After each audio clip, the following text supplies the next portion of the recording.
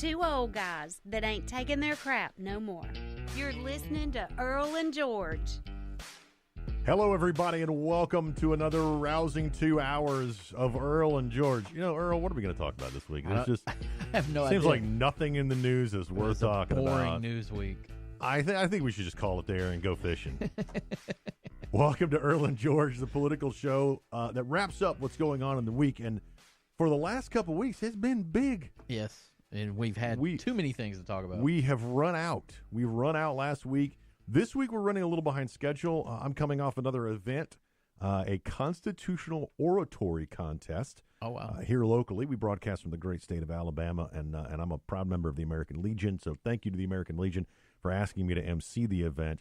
This was the district competition. From here, they go on, I believe, to the national, maybe. I don't know. They go on to something big, but it's young kids going that can get good college scholarships and so on. So Good thank for you them. for that. But that doesn't mean I'm very uncomfortable right now. Yeah, I feel a little underdressed. I'm wearing half a tuxedo, so it's yeah. There you go. That's correct. I'm wearing half a tuxedo. Right. I'm wearing yeah. So welcome. Go out to our Facebook page if you don't know who we are. If you're just joining the show, thank you for downloading our Spreaker app. Thank you for listening on Spreaker or SoundCloud or wherever else you're tuning into us today. We cover all of the stupid antics in Washington, D.C. and across the country from a point of common sense. We don't spend a whole lot of time BSing about stuff. Now, we like to have fun. Yeah. But when somebody needs to be called out, we're going to call them out, regardless of they're Republican or Democrat or what have you. We will call them out for their ridiculous behavior, like John McCain. Right. One of my favorite people to call out, John McCain and Maxine Waters. So coming up on today's show, obviously the State of the Union. We're not going to play you a lot of audio from that, mainly because we didn't have time to get any audio, and secondly because you've heard it all before. Yeah, it's been played to death. It's been played to death. But we are going to talk about some of the things that came out of the State of the Union that we agree and disagree with. We'll talk about some of the actions from some of the senators and representatives in the room, and some of the great guests that the President and First Lady brought to the State of the Union. We'll also talk about Sourpuss Nancy. That's the biggest meme going around the internet right now. Yep. Last year, she was, chewing her cud during the joint session of Congress when President Trump announced that. And then as first State of the Union, she basically did the same thing. She needs some dental work, I think. We'll also talk about the FISA memo. If you haven't heard about the FISA memo, you haven't been listening to this show. You've been under a rock, too. So, and also coming up next hour, of course, our douche of the week, where we pick the douchiest group or organization or person that has done the worst for the American people. Yeah, I think this award's going to blow our budget out of the roof. Yeah, no kidding. These awards, just to give you a hint. So first I want to talk about, man, it's just so much. I know we're going to get to the FISA memo. Right. Because we've been talking about that for weeks. Yep. We're going to get there. But I want to talk about, I guess we should just go right into the State of the Union. Let's just go right into the State of the Union. Other than the fact, and this is just George speaking here. By the way, my name's George. And I'm Earl. And that's Mr. Producer sitting in the fishbowl in there, pressing buttons and turning very important knobs and things. How are you doing? Pretty good. So last week he was like, Now he's all wired up. Yesterday during one of our local shows, he was wearing a suit. Looked all dapper. There How long you you go. get the board show? The beard. How long you get the beard show? The board show. Because I'm thinking of shaving. I've been growing my beard. I'm thinking about going back to the goatee. I hate you both for growing beards. I can't grow one to save my life. Yeah. You know, it's great to be a man, isn't it? Isn't it, Yes, Mr. it Producer? is. We can grow a full beard. Blame my genes. So how long are you going to keep your beard? Let's just go on that. Let's get in there. I don't know. I don't know. I was sitting in the chair to get a haircut yesterday, and I'm thinking, looking in the mirror, and I'm like, maybe it's time just to go back to the goat. You got a little bit of a Mel Gibson beard going for you. I do? Yeah. What's- That's what Mel Gibson's beard is, and he plays with his constantly. That's what I do. I masturbate my beard all the time. Yours isn't quite as long as his, but it's I'm not going to go. I can't go much longer than it is now. I'm not. Mine doesn't come to a point. I like how it curves under the chin. Right. If it starts to come to a point, that gets crazy. But Oh, Anyway. yeah, but you can just like that. That's the same thing with mine because I mean I can like kind of flip go it up out, with it. Yeah. You know what I mean? And it gets like way longer. You know my favorite thing about a beard, Mr. Producer, is all the hair that grows on the side of my face. Because men grow beards on the cheeks and everything. We're being flipped off right now, by the way. Oh, we are. Oh, I didn't even notice. That's okay. Nobody can grow a tickler like me, though. I'm gonna go ahead. I'm gonna shave today. I think. Really? I think today the beard is gone. I think it's time. Well, you're supposed to keep it for the winter. at Yeah. least. Yeah. Yeah. Hey, And spring's Plus, right I around the corner. kind of feel like I want to go back to more of a corporate look rather than the long-haired hippie look. See, I don't care. Well, see, I don't either, but I was actually talking with my stylist, and yes, I have a stylist. I go from, you remember the first time you met me, my hair was really long, and I pulled up in my Jag, and I had this beard, and I was wearing shorts and flip-flops. For those of you who don't know, I don't like pants. Right. I'm not a pants person. I wear pants simply because the weather doesn't allow me to wear shorts. Or the law requires him to wear pants. Or the law requires me. Or the event says, hey, it'd be hard to MC in a tuxedo with shorts. Right. Okay? But no, seriously, you would look like the dude from AC/DC. Kevin Smith does it all the time. I am the guy who wears shorts and flip-flops. Not flip-flops, but Jesus sandals, as my kids call them. Everywhere I go, man. I wear them to church. I wear them to dinner. I don't care. Right. Because I am in an age and a position of authority in my life that your opinion of me means complete and total. Squat. I was going to say the D word. So I have, wear pants. But yeah, remember the first time we met? It was 2 years ago, 2.5 years ago. Wasn't it? Yeah, you didn't roll up in a Jag with me, though. Did I have my Jag? No. Most people, when you get out of the Jag, they're like, who's this putz? No. I actually, the first time I met you, Yeah. I came in here. Oh, that's right. You came in here. Mhm. That's right. Mhm. You sat in my spacious, luxurious office, and Mhm. Lots changed since then, yeah, no to be kidding. quite honest. Anyway, we get back to the show. So yeah, I think I'm gonna shave today. No. So we're gonna take lots of time today to talk about multiple things, but of course we're gonna start with the State of the Union. Other than the fact that I personally, and I can only speak for George, can't stand President Trump's delivery. The contents of the speech were spot on. Right. And, It's, in my opinion, exactly what the American people needed to hear. and it polled very well with people, Oh, yeah. too. I pulled some CNN numbers. and CBS. CNN's polls was 70% of the people approved of it, and CBS's poll was 75% people approved of it. Yeah, I've got the poll data here. Well, where's the poll data? But then CNN was quick to come out to say that the poll doesn't reflect the entire American people. And it's like, okay, so you're admitting to doing fake news. So the poll numbers that I have are actually showing that President Trump's numbers are on the rise. Yeah. And of course, you're going to get the bounce. You're going to get a bounce. Right. But that's okay. Now, if there's President Obama and I disagreed on literally everything, right? Literally everything. The only thing that he and I agreed on was that his wife was somewhat attractive, because I thought Michelle Obama was pretty good looking. But again, I can only speak for me. But man, that guy could give a speech. Obama? Oh, Yeah, man, he yeah. was just golden at it. That's why I think that's why he got elected, is because he could talk The very content, why am I not elected then? The contents of Obama's speeches I disagreed with, obviously, because he and I are opposite sides of the spectrum politically. President Trump and I are pretty much right down the middle when it comes to political ideology. Yep. But God, he's so terrible at giving a speech. well. And he gets off topic or he gets And off I script. scream at the TV. I'm like, stay on book. Yeah, me Don't too. go off book. Which is an acting term, by the way. Stay on the speech. Read the teleprompter. Somebody smarter than you that you paid to write a speech for you wrote those words down. Right. Stop interjecting. Just read the words. Who is the speechwriter? Do we know? We know who wrote that with speech. I can look it up. Who wrote? Yeah, but both of us were screaming at the TV because you said something. You sent me a message and you said something identical to what I said. Because I was like, wait a minute. I think he's got our house bugged. Yeah.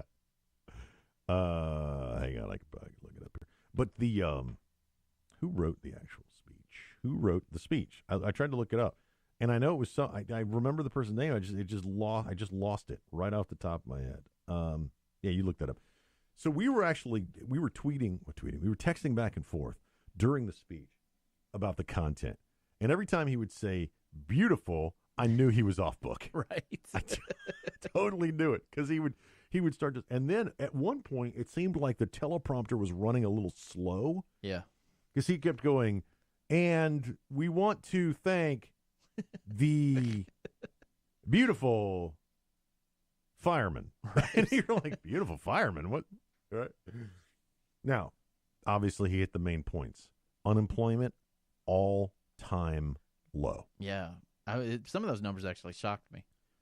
Not only is it, we'll skip this break. Not only is it lowest unemployment for African Americans, lowest unemployment for female Americans, lowest unemployment for Hispanic Americans, lowest unemployment, you ready? For veterans. That's huge. Lowest unemployment in history for some of these numbers. Yep. And not getting the credit that he's due. Why are the numbers so low? It's because of the Obama economy. Mm-hmm. No, stupid. To quote Bill Clinton, it's the economy, stupid. End quote. Right. You are literally watching trickle-down economics work right before your eyes. And the Democrats can't stand it. Nope. You cannot deny that the changes, the regulatory changes, and the tax bill that was passed by a Republican president, signed by a Republican president, signed by a Republican Congress, have had immense, measurable results in the United States of America. Businesses, even the ones that don't like President Trump, like Apple, right, have to admit, and they have publicly said, like, look, we're going to invest in America. Jobs are coming back. Businesses in Mexico, car manufacturer in Mexico is moving back. Who was it that said they were moving back to Detroit because of the lowering of the tax rate? They're moving out of Mexico. I think they're moving out of Mexico back to Detroit. I think it was Dodge, but don't quote me on that. Now, let me tell you something about the state of Alabama. Welcome. You're absolutely welcome. We've got Honda, Hyundai, Mercedes, and who else was supposed to? Mazda is coming. We construct engines for the Toyota Tundra in Huntsville, but that's a shared plant. Yeah. And then, if you're talking bigger than automotive, we've got a Boeing plant too. There's another one coming in that he touted. Yeah. In the State of the Union, that's coming to Alabama. Well done, Legislature of Alabama and Governor Ivey. Right. Well done. Yep. By the way, Dawson, the guy's running against the Alabama governor, he's a fantastic guy. Right. He's not going to win. Right. By the way, we all know it. Has Ivy said she's running yet? Oh, yeah, totally. Yeah, oh, Kay's sweet. Totally going to run. And by the way, she's an amazingly good governor. And Dawson knows it. But, we've talked. Okay, name recognition for when she doesn't run. This is why he's running. He's not going to run. Right. He's going to be basically like, hi, my name's Dawson. I'm running for governor. I know I'm not going to win, but I just want to let you know I'm out here. So when next time when she doesn't run, here I am, everybody. Yeah, so that's what's happening in the state of Alabama right now. That was Mazda and Toyota that are building here. Mazda and Toyota. They've got a collaborative effort going on. Bringing 2,000 jobs to the state of Alabama. Yep. Why? Because of Donald Trump. Yep. It wasn't the Democrats. It wasn't the Republicans. It was some of us. He pushed it, and they got behind it and passed it. Democrats didn't vote for it. Not one Well, hang on. A couple of Democrats voted for it. I know. The new senator from the state of Alabama, Doug Jones, got to give him credit. He voted for it just to show that he's from Alabama. Right. Right. But he'll turn partisan very, very quickly. And then, of course, there were always a couple of Republicans that will vote against. So I don't want to say all or none.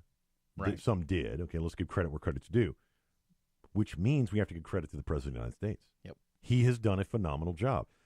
More money. People are already seeing more money in their paychecks because of Donald Trump being the President of the United States. Yeah. Okay? These businesses, hundreds of them now are giving back bonuses. They're increasing salaries. You wanted $15 an hour, Democrats?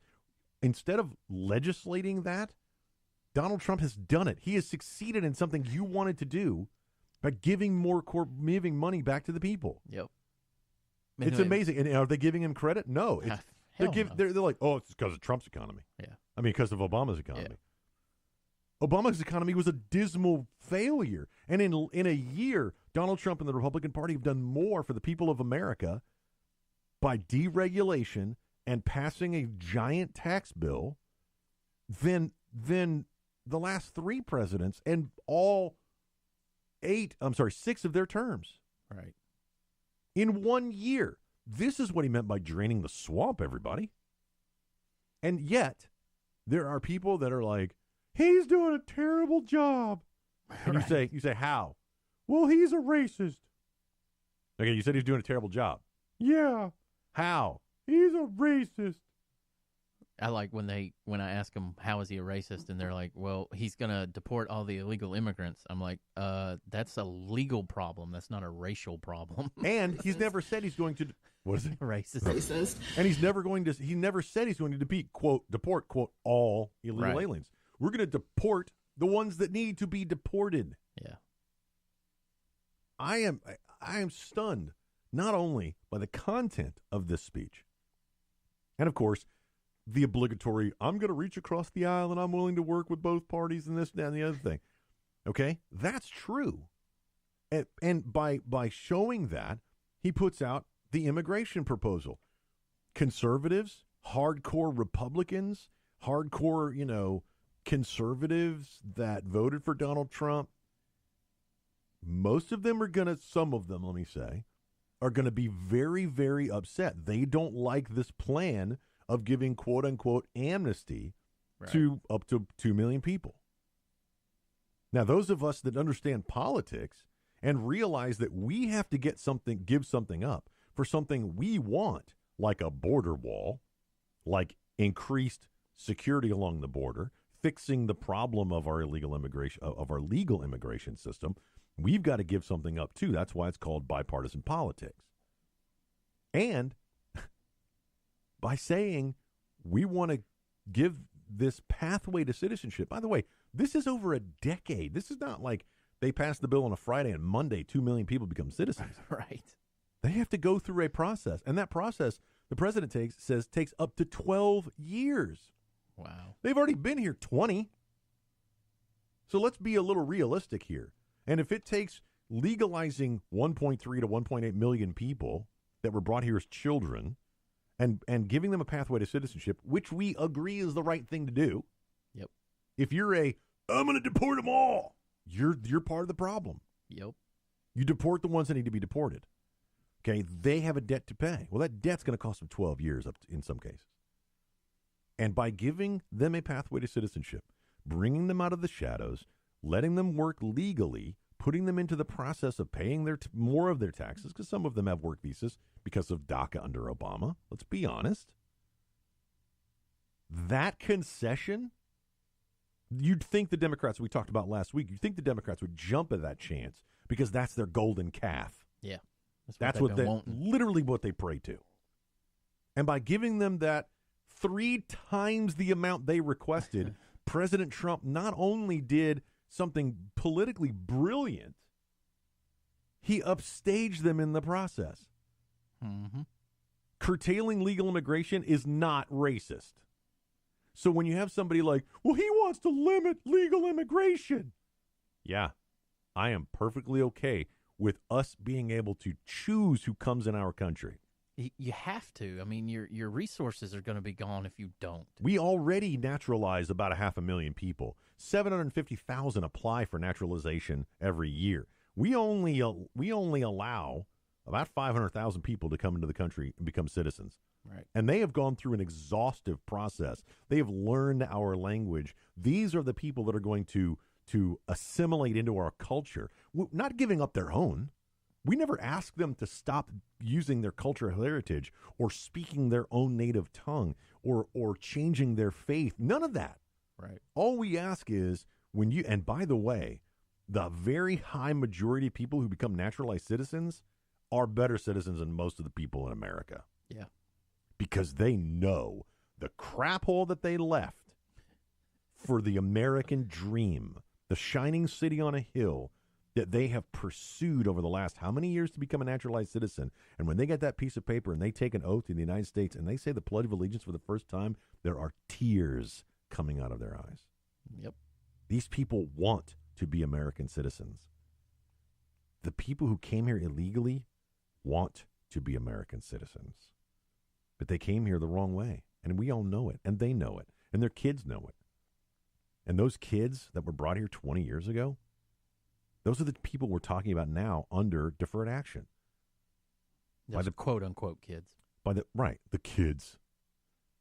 The president now, by making this bipartisan immigration offer, is being ripped apart, not only by the hardcore conservatives within his own support base, but also the Democrats. Mm-hmm. This is racist. No, it's common sense bipartisan politics. What you're seeing is statesmanship. I will give you something that you've wanted. In fact, I will double down on what you wanted.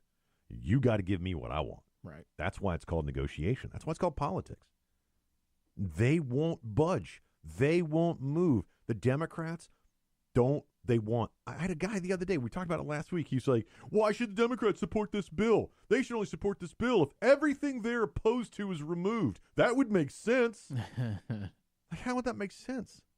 That would be a partisan bill. We want a bipartisan bill. You want, like I said last week, you'd be amazed how functional our government is when you remove all the dysfunction. Yeah. You'd be amazed at how well the government process works. Mm-hmm. Even though I'm speaking to a bunch of people, most of the people in the United States that don't even know how many branches of government we have, let alone how many representatives. Senators Not is that, easy. but, is that right? I might be There's wrong. 3 branches, yes. So the president comes out with this bipartisan. We talked about it last week. It's fantastic. Then he touts it during the State of the Union. And when we come back, we're going to talk about the reaction to the State of the Union. All of the fantastic points. Not only the guests. We're going to get to those amazing guests. Like Preston, the 12-year-old. Yeah. Like the North Korean. Dude, that was awesome. That choked me up. I was too. When he was talking to, we'll talk about it when we talk about that section. I was in tears. We're going to talk about the reaction to the President's State of the Union. Get ready, America, because both of us are pissed, and you should be too. It's Earl and George. We'll be right back.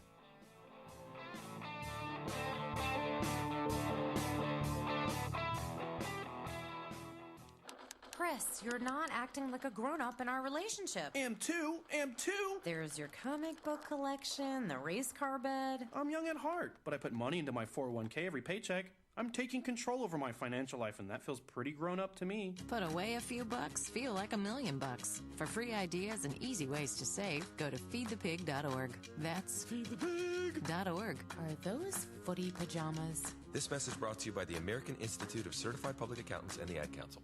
This message is for all of you sitting in the passenger seat. And apologies if it gets a little uncomfortable, but how does it feel to be at the mercy of someone who thinks a random text is more important than your life? Someone who takes their eyes off the road while speeding along in a 3-ton hunk of steel. Freaky, right? Well, why not just ask them to stop? Or better yet, volunteer to text for them. It might be a little awkward, but believe me, you'll live. Learn more at stoptextstoprex.org. Brought to you by the Ad Council and the National Highway Traffic Safety Administration.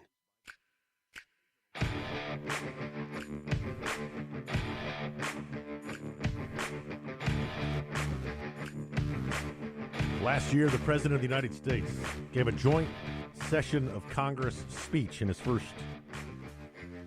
Few months. a few months, I guess. It was in February, I believe. And then, just last week, gave his first State of the Union, which, again, content-wise, from a conservative point of view, was a complete and total grand slam. Yep. It was an amazing speech. It was long, too. It was, I think it was like the third longest speech the State of the Union ever given. Yeah. My wife was like, how long is this? I was like, doesn't matter. Yeah, my wife was the same, but I was like, look, it's the president speaking. I don't care how long he takes. We're listening. I mean, I listened to Obama speeches, Right. too. Yeah. But I didn't throw my shoe at the TV, which we'll talk about in a little bit. Now, what was the reaction? Now, I just have one question when it comes to the reaction. And by the way, I'm speaking to I know Earl's reaction. We were talking about it during the speech. We were texting each other. America, I just have one question for you. Were you or were you not proud of your representative's reaction during the State of the Union? Because if you were proud of the reaction of the Democrats, you should be ashamed of yourself. Yep. How come these people will not stand up for, quote unquote, what they believe in, which is our shared Americanism, the flag of the United States, the military that defends it, the freedom and liberty that we share, rising employment, rising wages, lower taxes, a better environment for business, the international diplomacy of the Trump administration. I don't understand it. So I ask you again, how can you be proud of your representative when half of them were told, do not stand up, do not clap? And there's that video going around of one Democrat. I don't know who it is. It might be Doug Jones. No, it wasn't Doug because Jones. he's the new guy. He Yeah. doesn't know, right? A lot of them boycotted. Yeah, a lot of them weren't there. Now, granted, I understand, Ruth Bader Ginsburg had another speech to give at another location. Okay, I understand all that. It's a bad way of getting out of doing it, is scheduling another speech. She has an iPhone. She probably went, State of the Union, speech to the Mad Mothers of America, the luncheon. Yeah, probably do. But I understand it. Now, the Joint Chiefs, they are only supposed to clap and stand at certain points, so they don't clap at very partisan things that the president says. The justices of the United States rarely stand up. They are not supposed to show any emotion at all. They are supposed to be completely nonpartisan, which is all bullcrap. We know they are. Right. Were they all there? No. I didn't see No, like Sotomayor. Yeah, she boycotted. Oh, really? The Ruth Bader Ginsburg had another speech, another Right. engagement. Yeah, so there were only 4 of the 9 there. But Chief Justice was there, right? For all the good he's done us. Right. The conservative John Roberts. Thanks, buddy. So anyway, that's what's going on. But anyway, that's fine. But the Democrats, there was the video going around of the Democrat who wanted to stand up. Mm-hmm. I don't know what they were talking about at that exact moment, but it spurred him to stand up and say, yes, this we agree on with the Republicans. We disagree with them about a lot of stuff, but yes, this is the one. And I'm going to stand up and clap. Oh, wait, nobody else is moving. I'm going to do it anyway. Wait, man, okay, I'm going to sit down. Yep. What an absolute terrible thing to see in the United States Congress. Yep. That one video right there is so telling, America. It is amazing that a grown man who represents his own district, regardless of the rest of the country, they voted him in to represent them in Congress, can't stand for his constituents because of the power levied over him by either Chuck Schumer or Nancy Pelosi and the Democratic Party. His conscience, his heart told him to stand up because that's what he believed in. Yep. Beyond party lines, beyond political platform. If you believe in the United States military, then you stand up for the United States military. Forget what sourpuss Nancy told you to do. I found who it was. It was Senator Joe Manchin. Oh, Manchin, yeah. Joe Manchin. Of West Virginia. He wanted to stand up and then sat down. And the thing is, and it's that one moment really got me. Yeah. Because he sat down. Yep. He should have stood up. Because we're all told as Americans, when you see something that you agree with, stand up. When you see something you disagree with, stand up. We're Americans. We don't sit down. We don't take the back bench. We don't let other people just do it, good or bad. We are the ones that's supposed to be standing up. We are the example. Joe Manchin almost was that example. And I believe later on in the speech he was. Because I think about halfway through, he was like, you know what, screw it. I'm standing. I'm standing for the families of the MS-13 victims. I'm standing with that guy from North Korea. I'm standing with 12-year-old Mr. Preston, who puts flags on the graves of veterans. You know, I heard today that he has a process that he goes through. This 12-year-old kid, he finds a veteran and he puts a flag in a flag. It's called a flag and flower. Right. He puts a flag and flower down. If the headstone needs cleaning, he does. Then he stands up and he says the veteran's name aloud and thanks him for his service. Then moves on to the next headstone. Wow. And the kid's 12. 12 years old. Wow. Now, if that doesn't tell you that Americans stand up, you're not you're part of the problem. You're not really an American. Yeah, because nobody made him do that. He saw that his grandfather's headstone didn't have a flag. It was his grandfather or his uncle. It was somebody that was a family member on Memorial Day, and he saw that it didn't have a flag, and it was him. He decided that's not right. Yeah. There was nobody. It wasn't his parents. Wasn't his teachers. Nobody was saying do this. In an interview I saw, he said the cemetery wasn't very well kept, so he did it. Yeah. Yeah. Not only do Americans stand up for what's right within our own country, and we stand up against things that are wrong around the world. And North Korea is wrong, guys. Yeah. Venezuela's wrong, too. Venezuela's wrong. But Iran. North Korea is the worst. Palestine, the Palestinians, you're wrong. I'm sorry. There is a right and a wrong. Syria. Don't mince words with me. When that guy from North Korea who'd been tortured and crutched his way, lost a leg, lost his arm. Oh, both legs? He lost both legs. That's what he said. He said he lost both of his limbs. And I think one of his hands, because I knew his left hand was fake, because my dad's left hand was fake. And I saw that. I was like, okay. He stood up. Yeah, he did. Proud. Too. Man. Tears in his eyes as he was. It's amazing. And then look, I mean, North Korea has tried to kill him, and here he is at one of the most public events in the world, showing North Korea that they could kiss his Mongolian wild ass. Yeah. That was, dude, beautiful, beautiful. He stood up for what he believed in. Yep. Which, like you were saying, he showed more of an American spirit than the Americans that were sitting there. Democrats and voters, shame on you. How does your representative make you feel? Are you proud of them? Are you proud of their reaction? I'm proud of my representative. You know why? Because he shook the president's hand. Gary Palmer from the state of Alabama, as the president was walking in, was one of the people, one of the representatives, right there on the main aisle to shake the president's hand. Now, I'm not going to say I've ever shaken the president's hand, but I've shaken Gary Palmer's hand, and that's close enough for me. He's also one of the smartest policy guys I know in Washington, D.C. Indeed. Nancy Pelosi was looking around to see who was standing up. And she was taking notes. Taking notes. Now, the one about her talking to one of the other, that's questionable whether that's real and, whatever. But I guarantee you she scolded some of them. Yep.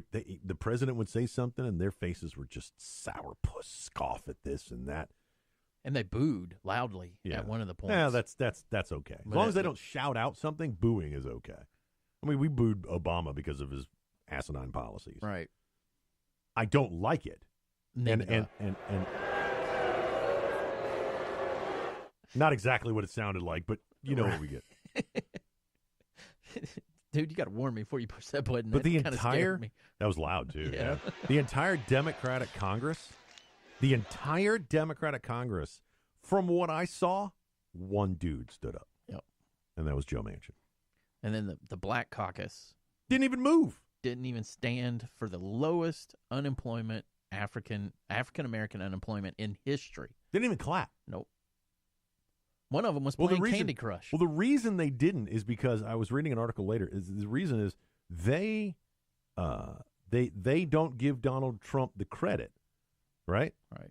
So they didn't clap when he said it, which doesn't make any sense because it doesn't matter who you give the credit to for the lowest African American unemployment in history. You still clap for the fact that we have the lowest African American unemployment in history. Right. So it didn't. So follow me now. It wasn't about the unemployment numbers. It was about their hatred for Donald Trump. Because even if you don't give him credit, you still have to say that's a good thing. Yep. And that's not what they did. The American flag, respect for the American flag is a good thing, Democrats.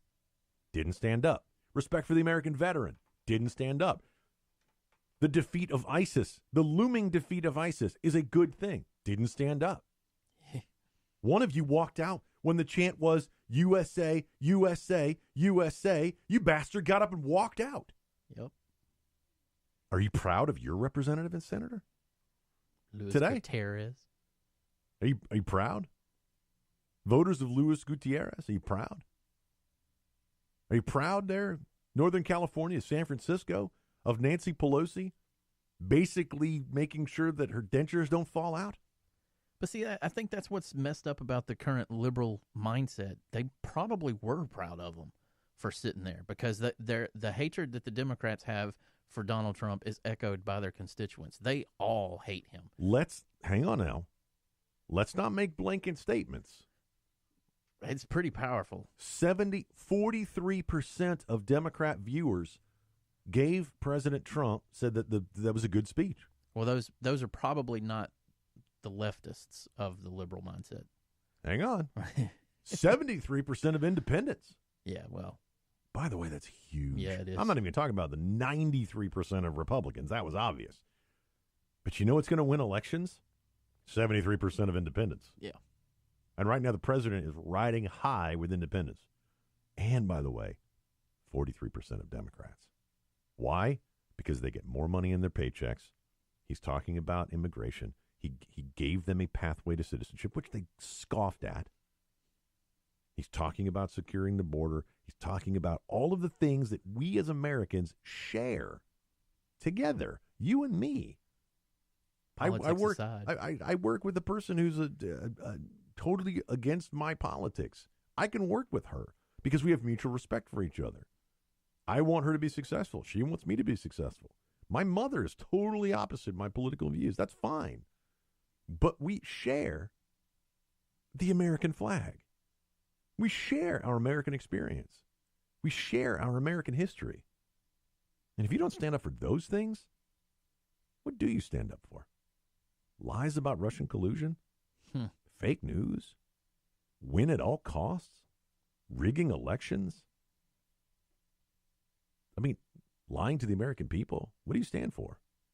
Because if you don't stand for those things, we have a bigger problem than politics. Yep. When we come back, we're going to talk about FISA. You know what? Let's hold off on FISA. We're going to talk about the God, I said we were going to talk about it. Lost train of thought. I did. We'll figure out what we're going to talk about when we come back. We'll talk Maxine Waters maybe a little bit. You know, we are going to dig into the Carson thing. That's going to be the next thing coming up. We'll figure it out. It's Earl and George. Go out to our website, earlandgeorge.com. Also go out to our Facebook page.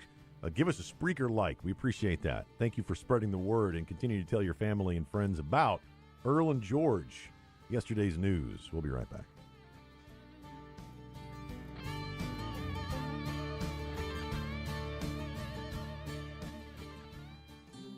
Hey, Dr. Phil here. You know, I help people solve difficult problems every day, but one problem has me stumped: childhood hunger. Nearly 16 million children in America struggle with it. Luckily, the Feeding America network of local food banks collects surplus food, giving hope to hungry children and their families.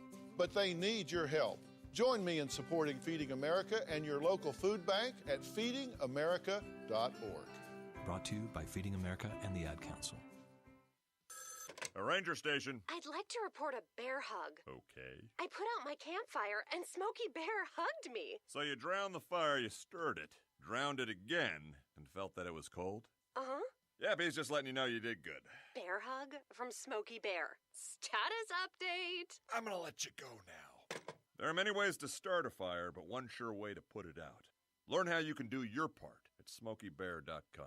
Sponsored by the U.S. Forest Service, Ad Council, and your state forester.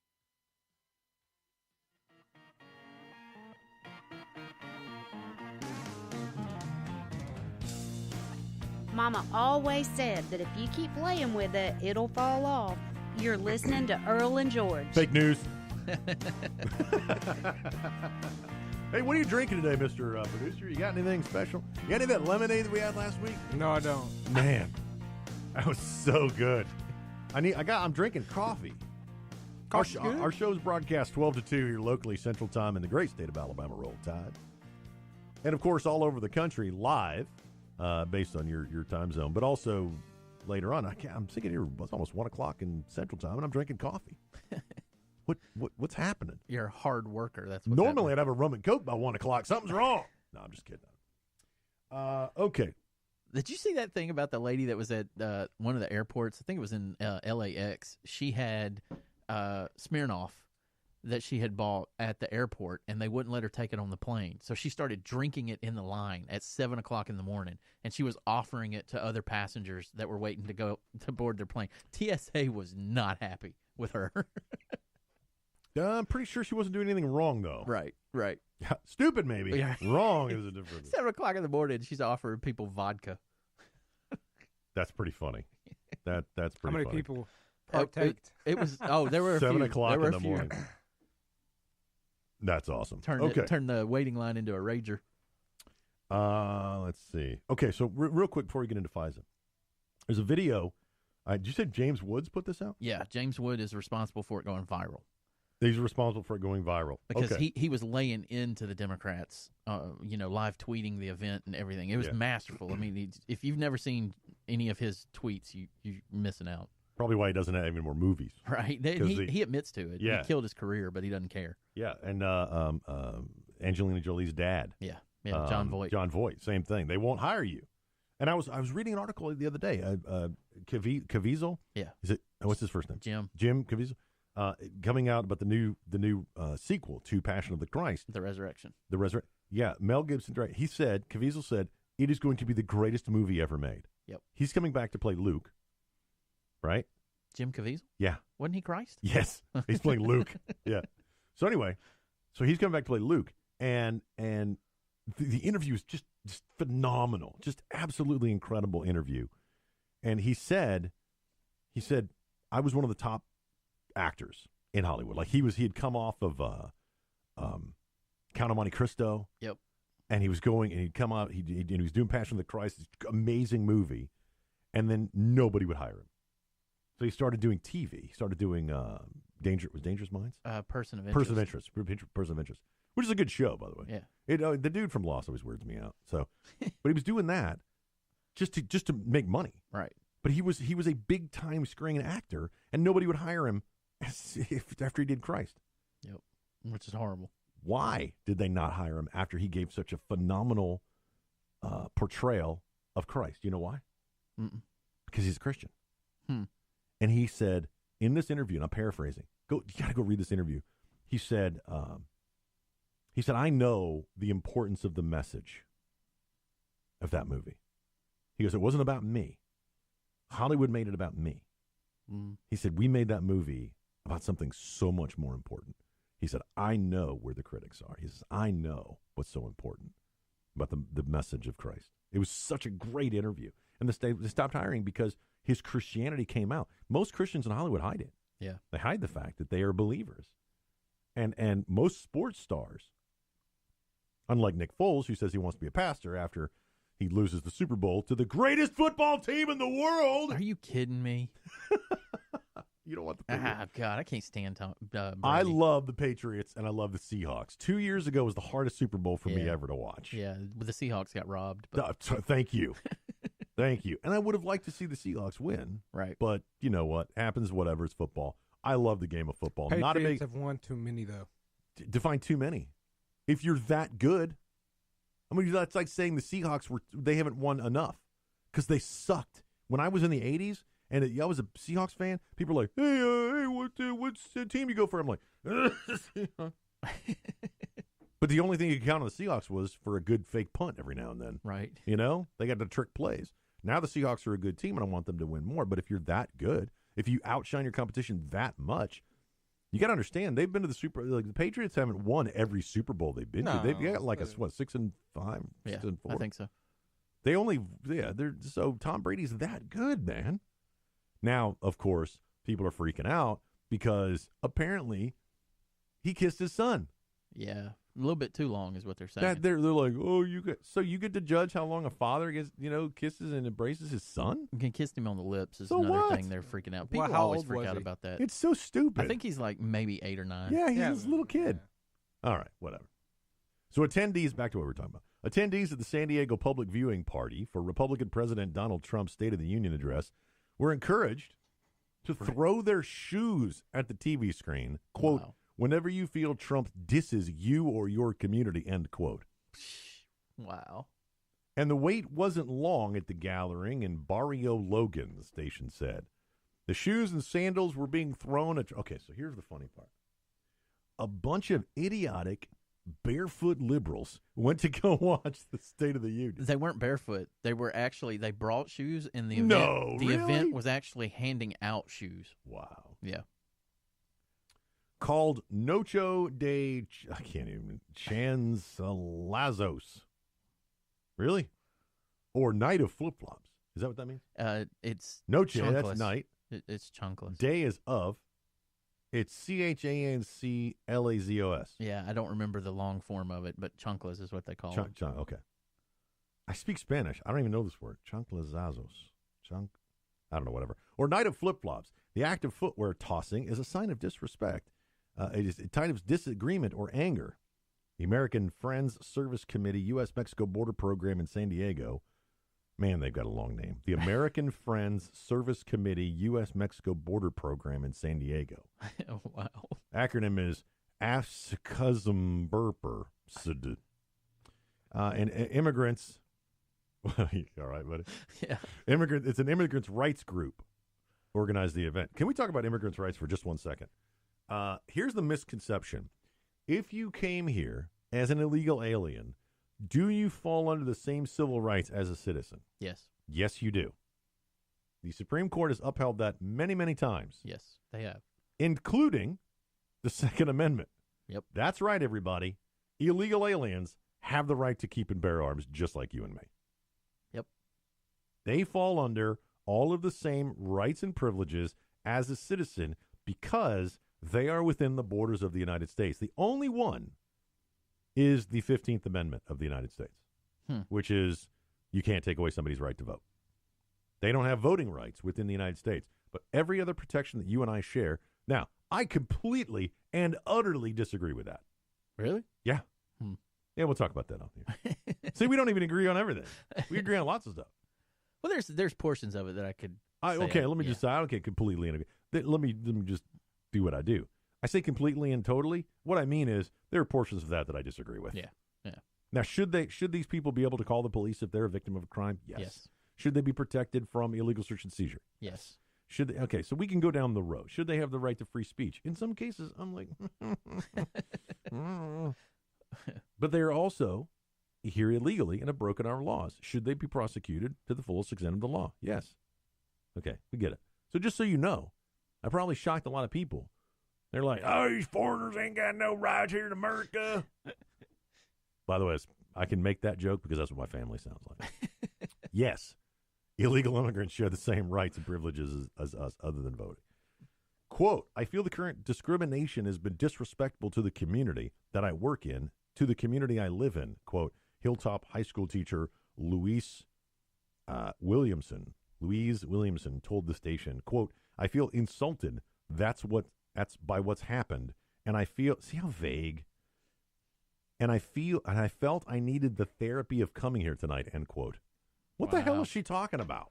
Wow. Therapy. Louise. 1-800-684-9925. Would you just call me? I'll pay for it.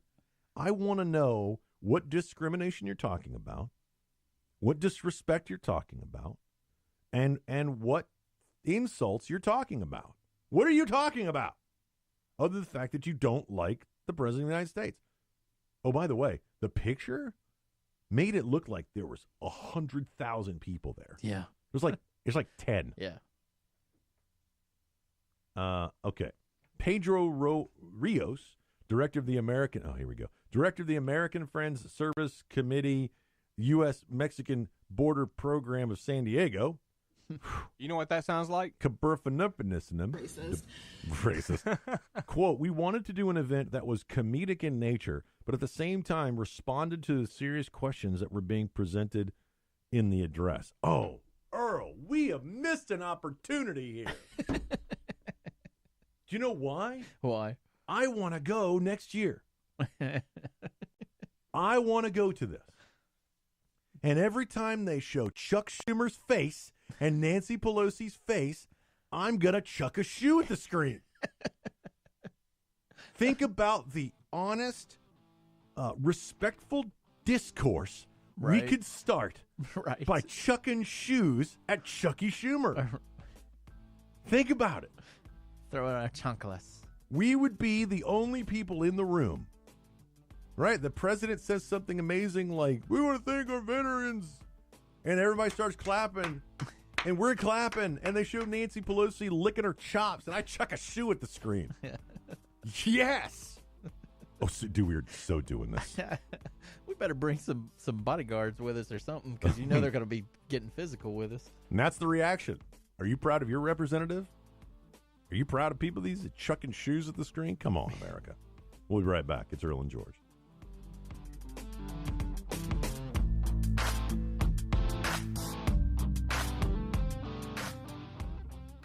Welcome back to the Cat Show. Up next, we have Nico. Nico is a member of the Shelter Pet Group. That's right. A group known especially for their sunspot sleeping, ball chasing, leg rubbing, and of course, companionship. Just look how she struts. It's like she owns the place. And see how she curls up and cuddles her person. The pitch on her purring is simply perfect. Nice one. Fantastic cat. But really the best way to know an amazing shelter pet like Nico is to meet one. Visit theshelterpetproject.org today. Adopt. Brought to you by Maddie's Fund, the Humane Society of the United States, and the Ad Council. This is Mario Andretti. You know me as a race car driver, but I'm also a Meals on Wheels volunteer. I've raced against the sport's biggest personalities, but I've never met more vibrant, amazing people than the seniors served by Meals on Wheels. You can make a difference by dropping off a hot meal and saying a quick hello. So, America, let's do lunch. Volunteer your lunch break at americaletsdolunch.org. This message brought to you by Meals on Wheels America and the Ad Council. Hi, Mom. Is Claire's birthday party today? Me again, Mom. Where did I put my history book? Hi. Sorry, forgot one last thing. Sometimes it's hard to concentrate. At school, I start looking out the window, and then I forget what I was supposed to be thinking about. I know it seems like I don't care, but I do. It's just difficult for me. Love you, Mom. Bye. Join parents and experts at understood.org, a free online resource about learning and attention issues to help your child thrive. Brought to you by understood.org and the Ad Council. Hey, you, over yonder. You're listening to Earl and George. By the way, George is the people. Doggone right. By the way, I'm trying to get her in the studio. I really am. I want her to cut more. And just for total transparency, just so that the entire universe knows the truth, that's my hairstylist. Isn't she awesome? Yes. I love her to death. All right. Look at you with all these stylists. Well, she cut my hair last night. She cut my hair. I don't want to call her a barber because she owns a salon. Right. So she's not a barber. So some of the other, we're talking about the reactions to the State of the Union. Of course, we're not playing you any audio. You've heard it to death. And I want to wrap up the hour with this. And I think, Earl, we both agree on this, that one of the most powerful moments in the State of the Union was when the president talked about the parents of the girls killed by MS-13 gang members. Mm-hmm. This one actually had me crying. I was choked up because the reaction of them. Okay, the dad. I have three daughters. I got three. Three daughters. To have them killed by these gang members. Yep. And people, we're going to talk about Joy Reid here in a second. But you know, MS-13, they have almost 40,000 worldwide members. Yep. This is not a gang, America. This is a global criminal organization. Mm-hmm. And they are ruthless. What'd you say? I'm just saying that kind of is gangs action nowadays.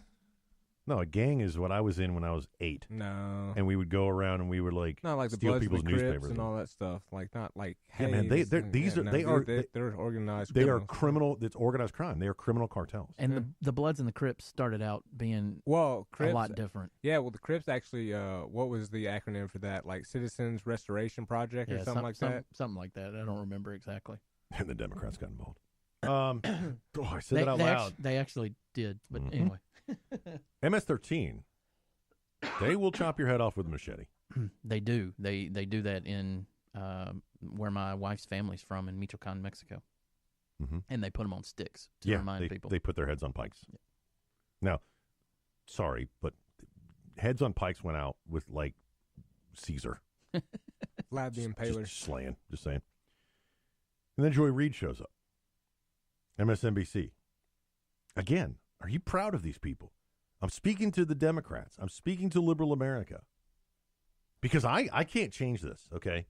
Earl can't change this. Mr. Producer, nobody can change this. There's nothing I can say that's going to change Joy Reid or Maxine Waters or any. There's nothing I can say that will change that. But you, America, you have the power to change it. So I ask you, are you proud of these people? Because I'm proud of the President of the United States today. I'm proud of the Vice President. I'm proud of our military. I'm proud of the Republicans who stood up in Congress. Indeed. I'm proud of Representative Joe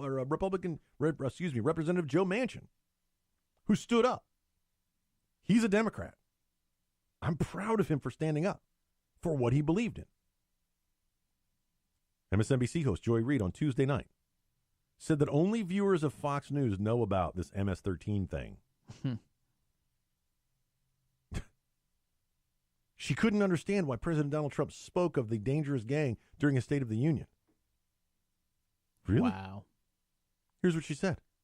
Quote, Reid, in her post-mortem of the MSNBC's Chris Matthews, didn't seem to understand that MS-13 is a widely known and feared across the U.S. Quote, he gives a speech, talking about Donald Trump, quote, he gives a speech tonight in which he makes it sound like the biggest issue in the United States, the biggest threat is MS-13, a gang nobody that doesn't watch Fox News has ever heard of, end quote.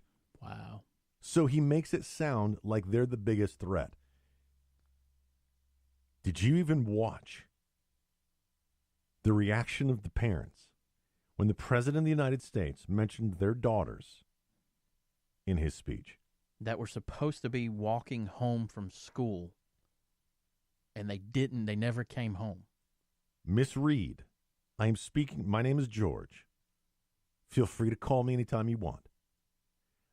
You really set a low standard today for journalism.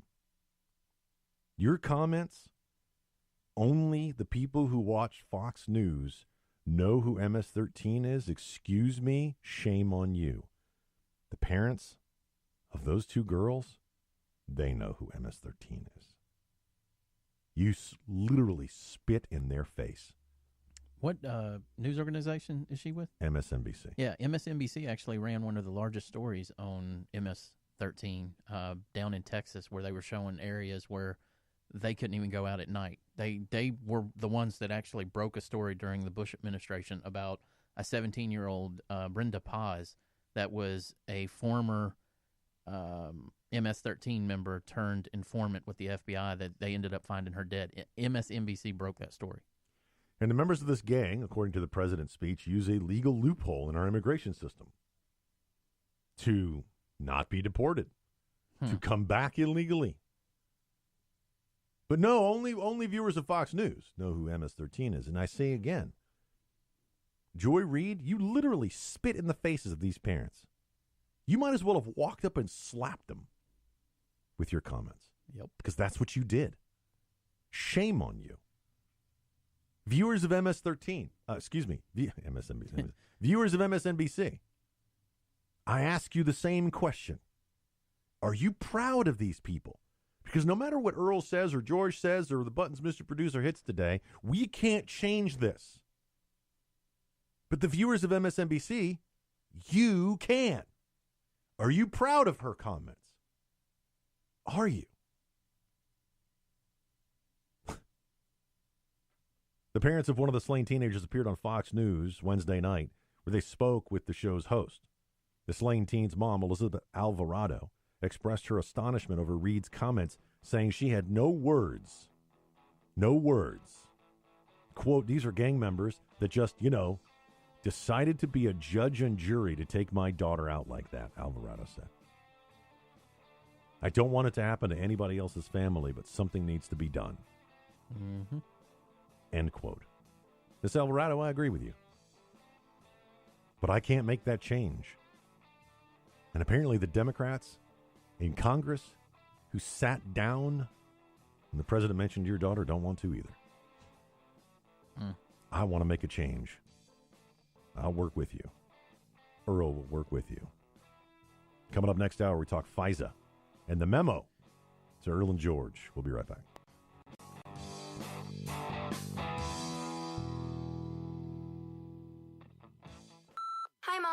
is Claire's birthday party today? Me again, Mom. Where did I put my history book? Hi. Sorry, forgot one last thing. Sometimes it's hard to concentrate. At school, I start looking out the window, and then I forget what I was supposed to be thinking about. I know it seems like I don't care, but I do. It's just difficult for me. Love you, Mom. Bye. Join parents and experts at understood.org, a free online resource about learning and attention issues to help your child thrive. Brought to you by understood.org and the Ad Council. I'm Paul George of the Indiana Pacers. When I was 6, my days were spent playing basketball. When I was 6, my dream was to make it to the NBA. When I was 6, my mom had a stroke. So I want you to learn to spot a stroke fast. F-A-S-T. F, face drooping. A, arm weakness. S, speech difficulty. T, time to call 911. I'm Paul George. Spot a stroke fast. Visit strokeassociation.org. Brought to you by the American Stroke Association and the Ad Council. Two old guys that ain't taking their crap no more. You're listening to Earl and George. Doggone right. Doggone right. You were waiting for her to say you're the cute one again, weren't you? I'm trying to get her in the studio, I promise. Look, I'm the rebel. The rebel. As long as we keep that, I'm good. I'm gonna have her say something like, and Earl is the smart one. Something like that. By the way, before we get into the so it's going to FISA, be condescending, I see. No. I'll say whatever you want her. You write her a script, and I will get her in her brilliant, beautiful accent to say it. I love that accent. She sounds like so much fun. She's awesome. And she does a great job cutting hair, which I don't have to worry about. You don't need to worry about. No. Hey, bald.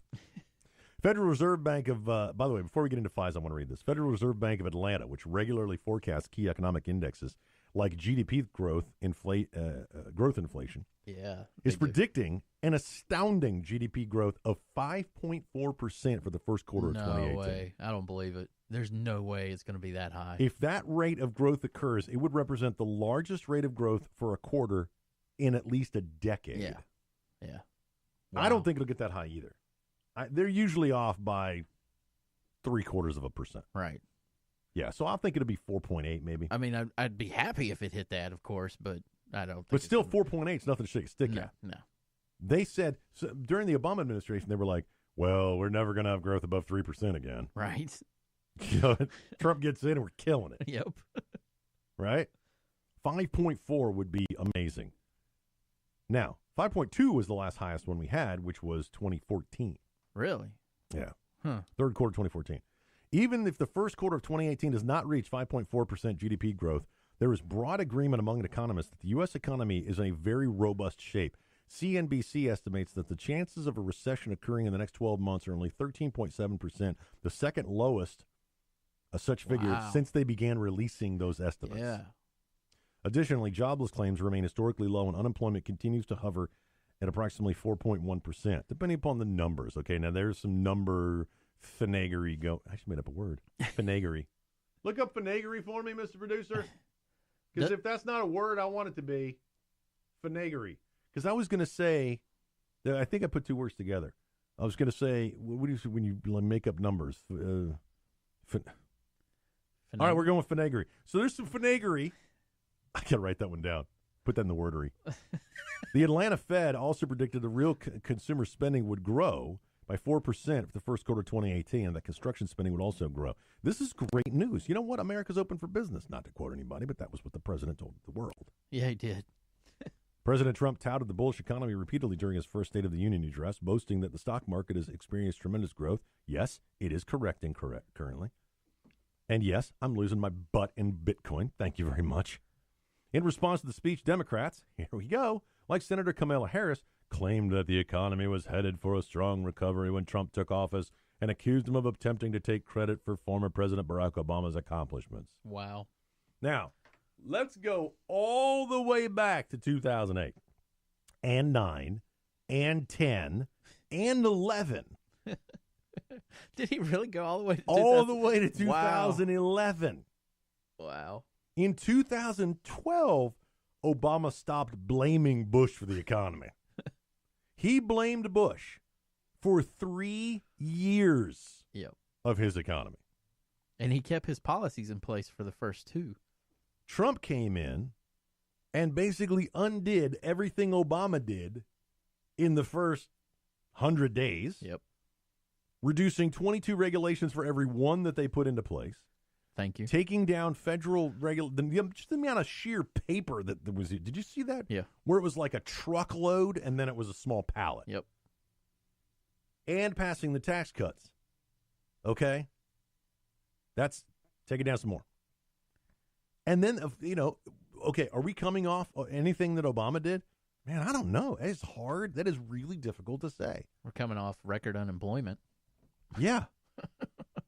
Right. But they're saying that the record unemployment is because of Obama. I'm saying he had more unemployment, and Trump has changed that. Well, no, but the reason they're saying unemployment's going down is because of Obama. What did he do? What policy did he put in place to change that? They changed that because remember, there's the way they calculate it. Oh yeah, it is the people that are no longer looking for work. It got so bad under Obama. Remember, guys, we're not going back that far. It was, remember when it used to be, the unemployment is people who are trying to find a job, but there are no jobs for them. That used to be what we measure unemployment by. It got so bad under Obama, after the 3 years he blamed Bush for it, that they changed the jobless numbers to say they now started recording Americans who just given flat up. Right. That went to government assistance. Which doubled, by the way. He got up to like 45 million Americans on government assistance. That was horrible. On welfare. That's the only thing Obama administration can tout. Yep. Right? Oh, the health care was a success. No, it wasn't. What'd they do? They increased our debt by every president. Yeah, during the 8 years of Obama, the national debt went up equal to greater than all of the previous presidents combined. Yeah, and that was with Bush having 2 wars on him. So yeah, I don't understand it. So lost our AAA rating. Now, if you like the Democrats will blame the president prior. Yep. Right? Look at Clinton. They're like, well, let's go back to Clinton. We had a surplus. Yeah. Who was the president before Clinton? Reagan. Nah. Bush. George W. Yeah, right. I don't think he did squat. He didn't do anything. Right. He raised taxes. Yeah. After he promised he wouldn't. Read my lips. No new taxes. taxes. And we all said, read our lips. One-term president. Trickle-down economics. Trickle-down economics. Yep. Imagine the next president. The next president after Trump. Look at my economy, everybody. What a great job I'm doing. My goodness, I'm doing such a great job. Mr. President, you've been in office for one day. I know, I'm so brilliant. I am amazing. Well, that's what they're claiming Trump's doing now. If it's a Democrat, that's what they'll do. Because they are not intellectually honest, first of all. And yes, if you're a Democrat listening to the show, yes, I just called you intellectually dishonest. Hello? Come on, Drew and Joe. Run. Drew and Joe Kennedy, come on, buddy. All right, so let's get into FISA. FISA. The foreign, what does FISA stand for? It is the, now you had to ask me. FISA. It is the Foreign Intelligence Surveillance Court, which is a secret court. Right. Which means in that courtroom, you and I don't get to know what's going on. Right.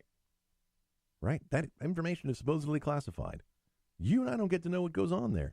Which, by the way, scares the hell out of me. That's basically where they vote to listen to all of our phone conversations. I was thinking about this the other day. Somebody asked me, there's a new bill. Let me see if I can find the text.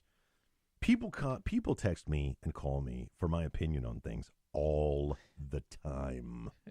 Now. It's because our show is so popular. Yeah. Oh, it was a Facebook message. Okay, let me find it. Hang on. And he said right off the bat, this is the weirdest thing. I wake up this morning and at, hang on, 7:36. Wow. Hey, George, what's your take on H.R. 4760 SAF, Act 1, the SAF? I haven't heard about it. I said, okay.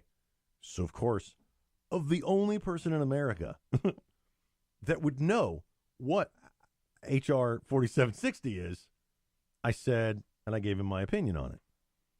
And then he brought up I came up with this thing, and I said, as we were having this conversation at 7:36 in the morning, I said, the problem is really this. The Senate of the United States represents the states. The House of Representatives is supposed to represent the people. Right. The two of them combined are supposed to have oversight over the government as representatives of the people, right? Right. Who has oversight over them? We're supposed to. We, the people, are supposed to do it. We send them to Congress to keep the rest of the government from doing what they're doing. Right. And now they're the ones doing it. Hmm. And I said, well, how do we fix that? Because I don't have faith in government. Do you? Nope. We'll be right back. We're going to talk about FISA, what this memo means, and I'll read an article that I wrote just the other day about it. We'll start with that when we come back. It's Earl and George.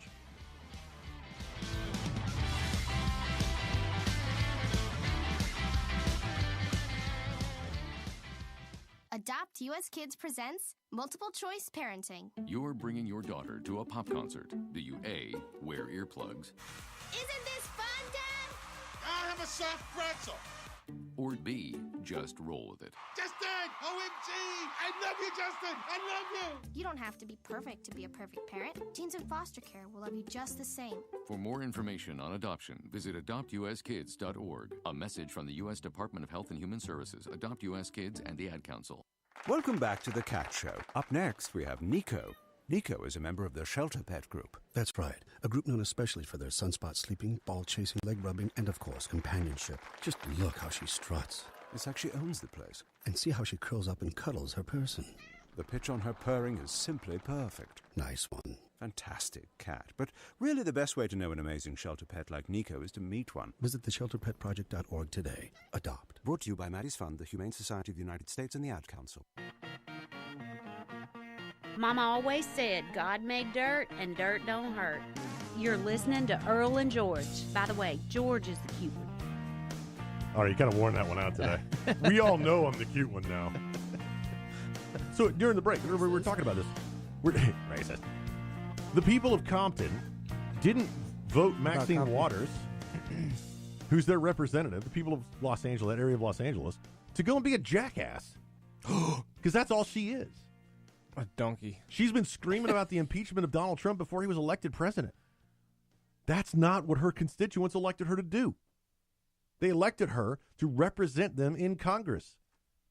Because is everything so great in Compton that she can go around making all these speeches, collecting a giant check, and acting like a complete and total moron? No, you want to know what's interesting? What? Well, you've been out there. I've been to Compton, yeah. Yeah, it's kind of funny that the teeth getting fixed signs, so the dentistry or whatever in Santa Monica and all these places is get your teeth fixed in those poorer places, and it says get your teeth pulled. Yeah. So it's absolutely. Is everything so good in her district that she doesn't need to represent her district anymore? No. Is everything so good in San Francisco, and by the way, I can tell you it's not, that Nancy Pelosi doesn't represent the people of her district anymore? Because that's why we send them to Congress, not to act like a jackass. Yeah, all of you that are getting crumbs in your paycheck now. That's what and that's why I keep saying, Earl and George can't change the situation because we don't live in these places, but you do. Why do you keep electing people that go to Congress and don't represent your interests? And don't tell me your interest is so important that you need to impeach the president of the United States when your roads are crumbling, when crime in your area is so freaking high, Compton, when the homeless problem in San Francisco is so bad. I was walking down the street Tuesday and watched a guy with a broom who was an employee of 7-Eleven basically wave it around like a samurai warrior to ward off the homeless person who just robbed him. Wow. Nancy Pelosi, that's your freaking district. Where are you? You're in Congress, not standing up for what America believes in, not applauding unemployment rates, not doing anything but warning the rest of your caucus not to act like jackasses. That's not what the people of San Francisco voted for. They voted for a representative, somebody that would go and help them clean up their city, somebody who would help them pave their roads and build better schools and hospitals and educate their children, and yes, help with the freaking homeless problem. The senators go to their job is to represent the states. I'm not screaming at them. I'm screaming at the people who keep electing these people who've been in the House of Representatives for 30 plus years, like Nancy Pelosi and Maxine Waters. Nancy Pelosi is worth $29.3 $35 million for those of you in her district. And she makes $172,000 off our tax dollars. And what does she do to represent you? Maybe you do agree that the president needs to be impeached. Fine. But does she help you at all? Does she represent you at all? Or would you like somebody in Congress who will actually do the job of representing the people and not just attacking the president and the Republicans all the time? She's beyond you now. She's above you now. I'm encouraging every single, and I'm not talking about just the Democrats. I'm encouraging every single district in the United States. Recall your representative.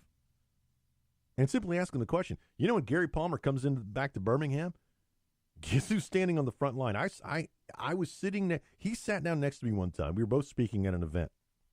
And he sat down next to me. I said, hey, Gary. He's like, hey, George, how you doing? He said, are you going to ask me questions today? I was like, yeah. He goes, I hate it when you ask me questions.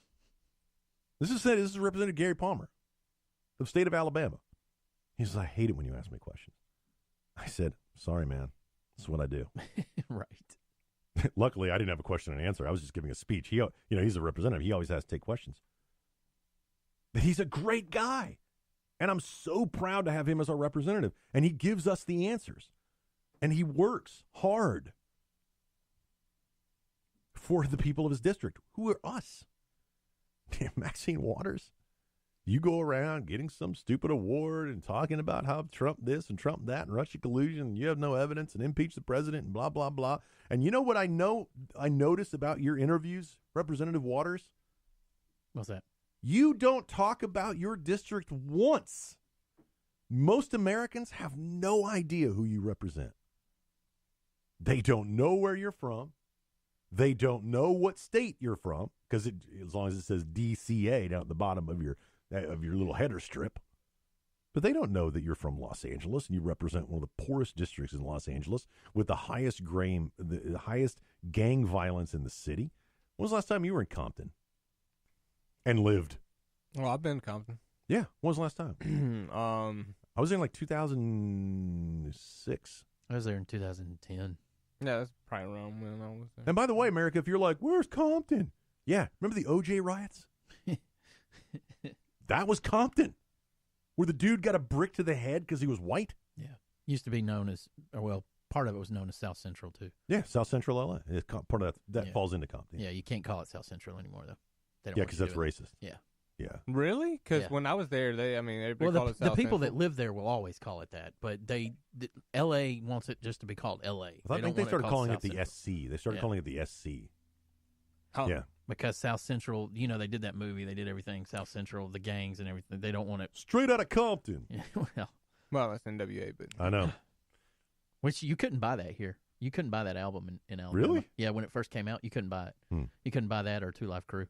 So now Maxine Waters is saying that every time the president's on TV, there needs to be a parental disclaimer. I saw this. I was like, what? Is this what is this? Oh, yeah, you sent it to me. That's why I saw it. Seriously. Why not? The people of her district, is this what you literally care about? Is this the person that you sent to Congress to represent you? She's a jackass. Donkey. She's a Mongolian wild jackass. Nancy Pelosi, who runs around, bumbling idiot Pelosi, who sits there and warns the people of her caucus not to stand up for what they believe in? Really? Who calls the extra money you were going to be getting in your paycheck crumbs. And last week, if you don't believe what Earl just said, go back and listen to last week's show. We broke it down, what she said in 2011 and what she says now, when you're getting more than what you got in 2011. Just saying. Just want to point that out. All right. The rest of the show, by the way, is going to encompass FISA, because that's the biggest news of literally the week and probably the month and so far the year. We've been talking about this FISA memo. Now, let's go back to what this is. In the Intelligence Committee, the majority are the Republicans because they controlled the Senate and the House. The minority is the Democrats. as I call him, Shifty Schiff, is the leader of the minority on the Intelligence Committee, and is it David Nunes? Yes. Is the leader of the majority. He is the chairman. The Republicans put together, and I don't know who did it, probably some intern somewhere that went and found all the documents, and they've got security clearances, and that's fine. They put together basically a memo that details things that went wrong and abuses by the FBI and the DOJ. And we're going to break it all down for you in the next 40 minutes. Okay? So they voted up, they made this memo, right? Based on the facts, based on the information they have subpoenaed from the FBI and the DOJ, which, by the way, the FBI and the DOJ still haven't given them everything they've asked for. Right. So Nunes got this memo done, which lays out all of the abuses thus far. And believe me, there are going to be more. Yeah, they've already promised more. Now, when we come back, we're going to break down the memo for you, and we're going to talk about how freaking smart Earl and George are, because we've nailed this one. We'll be right back. Earl and George. Go out to our Facebook page, like, share, leave a comment. Believe me, our memes are freaking awesome. We'll be right back.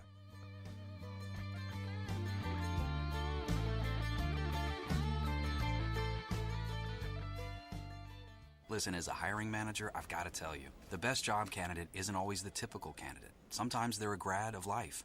Meet the grads of life. Young adults of unique determination and experience. An ideal fit for your company in an entry-level position, internship, or mentorship. They might not have every qualification you typically look for, but they're exactly who your company needs. Sometimes the best candidates aren't the ones you're used to. Go to gradsoflife.org to learn how to find, cultivate, and train this great pool of untapped talent. Brought to you by the Ad Council and gradsoflife.org. Adopt US Kids presents Multiple Choice Parenting. You're bringing your daughter to a pop concert. Do you A, wear earplugs? Isn't this fun, Dad? I have a soft pretzel. Or B, just roll with it? Justin! OMG! I love you, Justin! I love you! You don't have to be perfect to be a perfect parent. Teens in foster care will love you just the same. For more information on adoption, visit adoptuskids.org. A message from the U.S. Department of Health and Human Services, Adopt U.S. Kids, and the Ad Council. Right off the bat with that. Yeah, because that's... Welcome back. It's Earl and George, H Conservative Talk. And during the break, Earl came up with a fantastic piece of information, and it's so good we're going to lead with it. Just listen to us. Ready? The FISA memo, which we're going to break down for you here in just a minute, has absolutely nothing to do with Mueller's investigation, and we can prove it. So every time you hear, and the Democrats are out there screaming that this is simply a way to distract from the truth of Russia collusion and the Mueller investigation, it has nothing to do with that, and here's why. The President of the United States, President Obama, okay, he's the one who put forth the special counsel, Mueller, to look into potential Russia collusion with the Trump campaign. Yep. That was after the fact. All of the things listed in the memo happened prior to the Mueller investigation. Yep. So this memo has nothing to do with the Mueller investigation because everything that happened in it happened prior to Mueller's investigation even starting. Is it Mueller or Mueller? Or I think it's Mueller. I call him Mueller. I've heard people call him Mueller, though. So the thing is, they're trying to distract you from the memo. They're trying to distract you from the things that happened prior to Mueller's investigation. It happened prior, America. It doesn't have anything to do with this. Nothing in the memo even speaks to that. It doesn't undermine it. Let Mueller finish his investigation. Let him find nothing. Let him do his open and honest and logical investigation, if such a thing is possible, from Robert Mueller.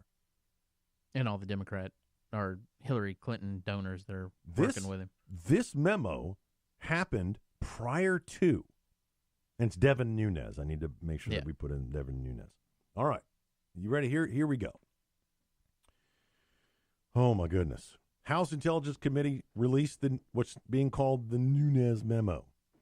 It contains some explosive allegations about the FBI. Republicans on the House Intel Committee voted on Monday night to release the 4-page memo authorized by David Nunes, Republican of California, which alleges that the FBI abused its power in surveilling Donald Trump's presidential campaign in 2016. And they did. The memo is about what happened before the special counsel. Period. When did the special counsel... Can you look up when Mueller started his investigation, please? The vote gave the president 5 days to review the classified document and decide whether it should be released to the public. Despite objections from the FBI and Democrats, careful with that word now, the FBI came in, they reviewed it, they said there was nothing factually, quote, factually inaccurate, nothing. 2 days later, they said that it contained omissions. It's very important language. Here are the key points of the memo. The FBI used an unverified, allegedly biased document known as the Steele dossier to get a warrant in October 2016 to surveil Carter Page. You find it? Yeah, it says May of 2017. Okay, so this memo documents things that happened in 2016. The Mueller investigation didn't start until May of 2017. So when you hear this is simply designed to undo the Mueller investigation, that's all bullcrap. Don't believe it. It's a distraction. Can I say bullcrap on the radio? You just did. I had twice. The dossier, prepared by former British spy Christopher Steele. By the way, we've been through this. Go back and listen to old versions of Earl and George. We nailed this one. Side note, Christopher Steele hated Trump. Yes, he did. Alleges the existence of a conspiracy between Donald Trump and the Russian government. The Steele dossier was partially financed by the Clinton campaign and the DNC, which, by the way, was run by the Clinton campaign. Yeah, that's why they say partially funded, so it doesn't look like it was impartial. When the memo argues, which the memo argues is a major problem, senior FBI and Justice Department officials knew that the Steele dossier was indirectly funded by a lawyer for the Clinton campaign and the DNC, but did not disclose this in their application to the Foreign Intelligence Surveillance Act court, the FISA court, a court that approves surveillance warrants pertaining to national security and foreign intelligence. They also didn't disclose it when renewing their applications requesting additional time for the surveillance. Now, I've read the law. I've said this many times. Earl and I consume politics much differently than you do. Yes. Okay, so when I hear this, I need to go and find out what the law says. The law says, look it up, don't believe me, that when you're surveilling an American citizen under FISA, you have to renew that every 90 days with new evidence for continued probable cause. New evidence. What's the new evidence they showed every 90 days on Carter Page? I'm dying to know this information. There's so much missing. And it's missing because it's classified. In September 2016, Steele spoke with Deputy Attorney General Bruce Orr. Steele told Orr that he, quote, was desperate that Donald Trump not get elected and was passionate about him not being president, end quote. Orr's wife worked for the research firm Fusion GPS that hired Steele on behalf of the DNC and Clinton lawyer. And this was all proven before this memo came out. Well, it wasn't proven, but people were discussing that these, lines were connecting. And by the way, this is just the primer of the classified information that was used to put together this memo. Remember, this was probably redacted a lot because just discussing this is classified. Okay, for example, I was in the military, and there's a name of a certain area of the world where we're fighting Al Qaeda and ISIS and all those guys. The name of the mission is classified. The name of it. So I can't even disclose the name of the mission where we're fighting ISIS and so on. That's the kind of level of classification. So this document, the reason this was classified, not that this carries any, not that this actually has any classified material in it. That's the second thing they do. They're like, the president released classified material, which is going to be a risk of national security. I'm sorry. That's for the low info voter. There's nothing in this memo that jeopardizes national security. The underlying information that was used to build this memo was classified. This memo was classified only because it was part of the FISA court, and everything that has to do with the FISA court is classified. There's no classified information in this memo. Nope. They didn't release any classified information. The memo itself was classified because it had to do with the FISA court. And it even says so. Dear Mr. Chairman, on January 19th, the House Permanent Select Committee on Intelligence voted to disclose publicly a memorandum containing classified information provided to the committee in connection with its oversight activities. As provided by Clause 11G of Rule 10 of the House of Representatives, the committee has forwarded the memorandum to the president. It goes on to talk about the information in the memo is not classified. Who talked to who and who financed who, that's not classified. The fact that the memo is classified simply because it has the word FISA in it. Yep. Now, the head of the FBI's counterintelligence division, Bill Priestap, apparently said corroboration of the Steele dossier was in its, quote, infancy, end quote, at the time of the FISA application. And you can go out there and you can read all of the things that the memo says. It's a very easy read. There's a lot of information that I would like to follow up with because this is a primer. This gives you the high-level information about who met with who and when. Yep. By the way, this information should be available to the United States citizen, you, America, to keep information from you, claiming national security for something like, the president's daughter's middle name or some nonsense. That's what this equates to. It's ridiculous. You don't classify illegal activity and then claim whatever the president does something stupid and won't release the information about it, he claims presidential privilege. This is exactly this, and we're all like, what the hell? Yep. We know you've lied to us. Bill Clinton, we know you lied to us. And you claimed presidential privilege? With the Monica Lewinsky thing? This is no different. The Democrats are screaming about this. And listen to this. This is an article that I wrote. Let's see. Let me pull it up here. I should be more prepared for these things. The title of it is The Rule of Politics. And basically, it's a short thing. The rule in politics is to get out in front of it, end quote. Get out in front of it. I read this. This means that our side needs to get information out before the other side. Because whoever gets their stuff out first typically controls the narrative. This is what's happening with the release of the FISA memo, right? I like to war game things, so let's war game this. Let's assume that the memo, and by the way, this little article started because of a conversation Earl and I were having via text. This is what we do. Wish we could make some money at it. Let's assume the memo is 100% false. Okay? You would think that the Democrats could calmly put out accurate, verified information that states the truth. That they would do it in a logical manner that negates the impact of the memo, no matter what it claims. Those claims could be easily verifiable within the confines of our classification system in the United States.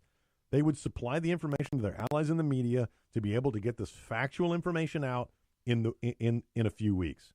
The 100% false memo would simply go away, just another footnote in history of political brinksmanship, criminal investigations to the false content notwithstanding. Because if you do lie, you need to, especially if you're a congressman on the Intelligence Committee, you need to be held accountable by the American people. Indeed. For example, hashtag Benghazi video. Right. Right? The reason for the Benghazi attack was because of a video, right, America? You don't think your government lies to you? You're fooling yourself. So let's say the memo is 100% true. You would think that the Democrats would react impulsively to counteract any and all information in the memo. They would immediately go out of their way to discredit everything at all costs. They would do whatever they could to shield those implicated by it. They would attack those releasing it. They would use the FBI and the DOJ to further cast doubt on it. They would make claims that can't be verified by anyone outside of the intelligence community. They would use every delaying tactic they could to give them more time to cast more doubt on the contents of the memo. Hashtag Snowden leaks. Right. So how are the Democrats reacting? Remember, the memo has been reviewed by members of the Intel Committee, the FBI, the DOJ, and the President of the United States. So far, none of them have said the contents are false. I did see one. I saw one yesterday, but after I'd written this. They said that the contents was false, which means if they're actually going to stand by that information, then David Nunes is a liar. Now, how do we verify that? Give us the rest of the information. But they won't do it because it's all classified. So they can sit there and make the claim all they want. Even if the Democrats never said the information isn't true, there are claims that it's incomplete and that it could be taken out of context, but not false. This is a primer. Of course it could be taken out of context. And yes, of course there are going to be Republicans who are like, this is the worst thing since Watergate, which I agree with. Yep. There are going to be Democrats that are going to be like, this is nothing. Notice the language being used by the political talk shows. Pay attention, America, to what they say about it. They're not claiming the information is false. Even Shifty Schiff came out and tried to use a tactic that said, as soon as it left the committee going to the president, Nunes changed the information. That's a severe claim and completely unverifiable for anybody outside the Intel Committee. It's an easy political thing to say. You changed that. No, I didn't. Yeah, you did. No, I didn't. Yeah, you did. He touched me. Mom, she won't shut up. Do I need to pull this country over? Turn it around. It is very calculated language, America. It's very precise language. After the FBI reviewed it twice, they changed their tune from no inaccuracies, quote, to contains omissions. Now, look, it doesn't take a college Ivy League law degree, to understand that this is a classified memo. It contains classified, probably redacted information. Of course it's going to contain omissions. That's what classified means. But none of it means that the information isn't true. So I want to know what's going on with the memo, and I'm glad they released it.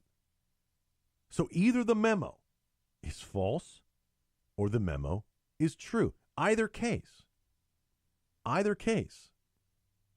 If the memo is false, the people who put it together and Devin Nunes need to be held accountable for their lies to the American people. Agreed. But if the memo is true, then those implicated by it should also be held accountable to the American people and pay the price. Peter Strzok, James Comey, Rod Rosenstein, Shelley Yates, who else? Christopher Steele, Hillary Rodham Clinton. And possibly Barack Hussein Obama. Earl and George. We're going to continue to talk about FISA. We'll be right back.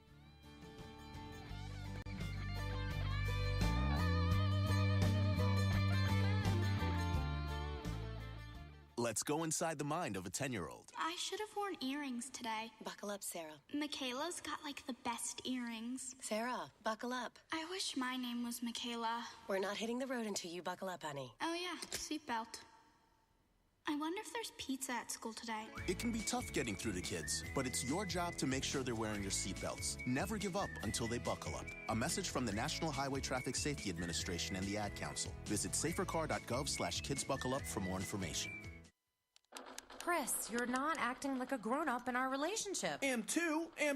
There's your comic book collection, the race car bed. I'm young at heart, but I put money into my 401k every paycheck. I'm taking control over my financial life, and that feels pretty grown-up to me. Put away a few bucks, feel like $1 million.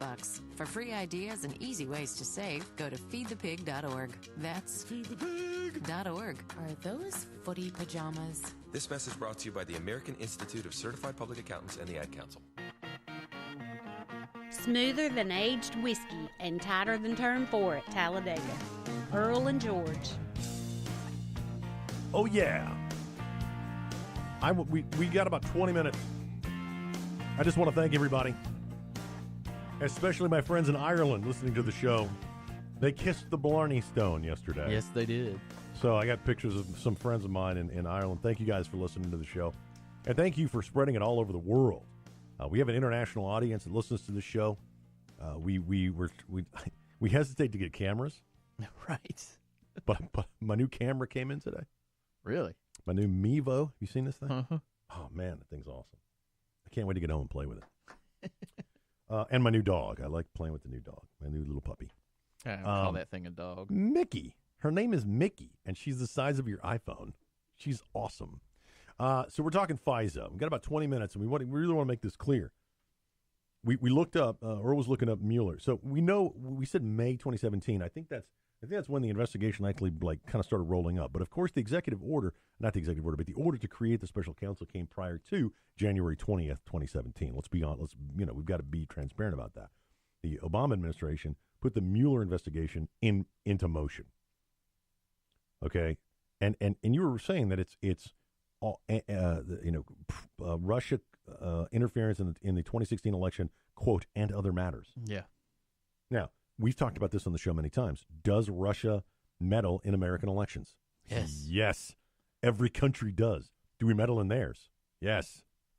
Are they going to meddle again? Yes. But the reason that it really doesn't matter is because they can't swing an election. If we had a national popular vote, you'd be able to swing an election a lot easier than we do now. The reason is every single county or district in the United States has its own voting mechanism. Yep. There's absolutely no way, let me put it this way, it's very, very highly unlikely that the Russians could sway every single county and district in the United States at the same time. Right. We don't even use the same voting software across the country. Yeah, or the same systems. We don't even use the same systems across the country. Chads, remember the Chads? The primary system changes from state to state. It's so disparate that could they go and they could say, hey, we're going to target Chicago. Yeah. Chicago, it's been going this way. No, I mean, yes, they could try. But even within Chicago or these larger metropolitan areas, we know which way they're going. So if New York City went crazy one day and voted for an independent over one of the two major, over the Democratic candidate, we would all go, whoa, Russia meddled. Right. Russia has meddled in that election. Right? Okay. Or somebody did, not necessarily Russia. So do they? Yes. Really? I mean, are we going to catch them? No. Did it have any outcome on the election? Very No. little. Very little, if anything. Yeah, I mean, it's been proven that they were running all kinds of ads on Facebook for Hillary Clinton, but right. Yeah. It's like 0 to something. Yeah. Basically. All right. FISA. Let's get back to this. Now, the fallout from the FISA, the memo, shouldn't be any surprise. Nancy Pelosi blasts Trump's decision to release the memo. Of course. Also shouldn't be any surprise that John McCain did the same thing. I can't stand him. Jeff Flake. Can't stand him either. Glad he's leaving. They are not. I can't. Jeff Flake is a total disappointment to the conservative movement. Yep.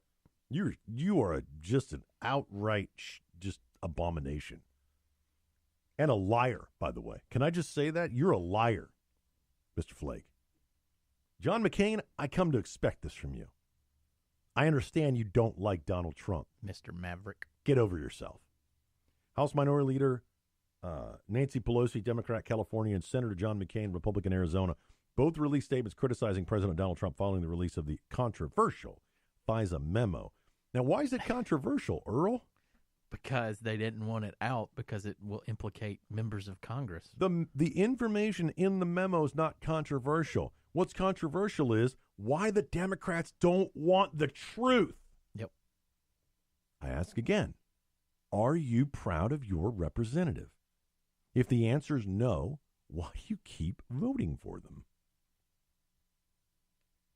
Why doesn't your representative want you to know the truth? And if the memo is 100% false, why don't you want that information out to debunk it? Yeah, to put this whole thing to bed. You didn't want it released. So either it's 100% true or 100% false. And either way, you're wrong for not wanting it released. If it's 100% true, why are you hiding from the truth? If it's 100% false, why don't you want it come to the light of day so you can prove it's false? Nobody's asking this question. Sean Hannity, he's been leading the charge on this and hasn't asked that question. Rush, where are you? Glenn? Prager? Where are you? Rusty Humphreys, my buddy, where are you? Ask the question. Shapiro. Ben, what's going on? Why? Okay, we could talk about the memo all day long, the contents of it. But it comes down to, if it's 100% true, why did the Democrats not want you, the American people, to know the truth? That's the question I want answered. Number two, if it's 100% false, why do the Democrats fighting against lies. Let the truth come out and debunk it. Yeah, because when's the last time you fought against a lie about you? Yeah. And there's nothing you can do. You stand there and be like, you know what? I'll show you the truth. I had lots of people lie about me. Yep. So you know what? I don't worry about it. You go spread your lies. People will see the truth about George through his actions. Yep. And I've actually had people walk up to other people and go, hey, you really got to watch out for that guy. And you know what? They're like, I don't even know who you're talking about. Because that guy has had my back. And you know who I'm talking about, Mr. Producer. Let my actions speak for me, not other people's lies. And what did Jesus say? He said, how? Why? And I'm paraphrasing. Okay. He said, why is it so easy for you to believe the lie when the truth is standing right in front of you? Quote, President Trump has surrendered his constitutional responsibility as commander-in-chief by releasing highly classified and distorted intelligence. Stop. Why is distorted intelligence classified? Anybody? Anybody? Why? I got nothing. Why are we even talking about distorted intelligence? If it's intelligence, I don't want it to be distorted. Please, Mrs. Pelosi. Continuing her quote, by not protecting intelligence sources and methods. Have you read the memo? Apparently there's nothing in there about who the source is. Christopher Steele is the only source of this entire stupid thing. How is he not protecting Christopher Steele, who's already out there? And speaking of not protecting intelligence sources, can we talk about the outing of the Obama administration? You literally outed somebody every single day. Unmasking? Unmasking. And yet you've got the giant cojones to talk about President Trump's declassifying highly confidential, classified, distorted information, but not protecting the intelligence sources. You're laughable. How do you go to bed at night? You are lying to the American people, and most of us see it. Otherwise, the people of San Francisco don't. Continuing her quote. She called the document misleading partisan spin memo authored by House Intelligence Chairman Devin Nunes. Misleading partisan spin memo. About crap that you do. The DNC, Nancy Pelosi. The DNC. Tell me what this memo is distorted. Tell me where the lies are, because you haven't said it's false. All you've done is try to change its perspective to your own political ends. People of San Francisco, is this who you elected? We'll be right back to wrap the show. It's Earl and George, yesterday's news.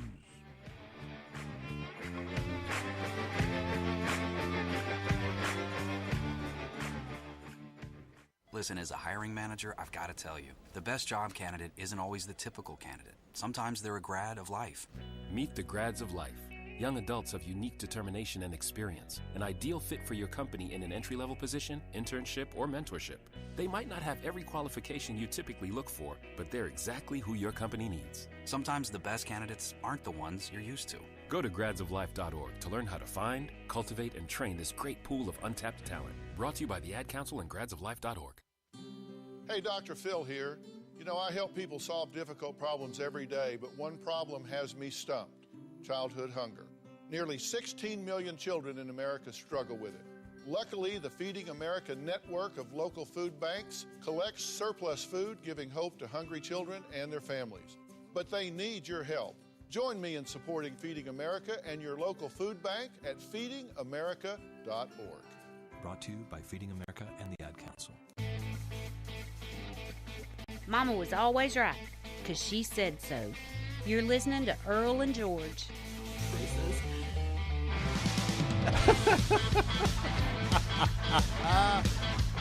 For those of you that don't know what that is, play the entire. Listen to last week's show too. Hang on, you gotta bring the music down. Go bring the music down. So here's where that one soundbite comes from. Listen to last week's show, but here's the full comment. Yeah, it's okay. Pull the music down. All white people are racist. That's what that's from. And we're not born human. We're non-humans. We're demons. Yep. That's what that's from. So we keep playing. And then, of course, all the other stuff that we've collected over the time of idiotic people in Washington and across the country. Speaking of idiotic people, Everybody's now claiming that this thing is totally against the Mueller investigation, Special Counsel Robert Mueller. Totally not true. Just another lie they're trying to tell you. Don't believe it. In a series of tweets from his official social media, Friday, Representative Trey Gowdy, Republican, South Carolina, explained why the release of the controversial FISA. Why do they keep calling it the controversial FISA memo? There's nothing controversial in it. What's controversial is, show me the rest. I mean, give us the rest of it. It just seems this is a primer to what you did. Right. This is a primer to what they did illegally. When you go into a court, right? Follow me, America. You have to sit down and put your hand on a Bible. Let's just go old school. You put your hand on a Bible and you say, I promise to tell the truth, the whole truth, and nothing but the truth. So help me God. When you go into a FISA court, it's like, I'm going to tell you what I want you to hear, Mr. Judge. Oh, help us, God. Just so help me God. So by omitting that information to get the FISA warrant, they've lied in a court of law. And yes, you can have a lie of omission in a court of law to a federal judge to spy on an American citizen. That's what I don't like. That's why it's bigger than Watergate. That's why we've been talking about this. There's nothing in this memo that's controversial. There's really nothing in this memo that releases classified information. Nope. This doesn't hurt the security or the national security of the United States. It's all bullcrap. It's amazing to me that a major party in the United States are fighting against the truth.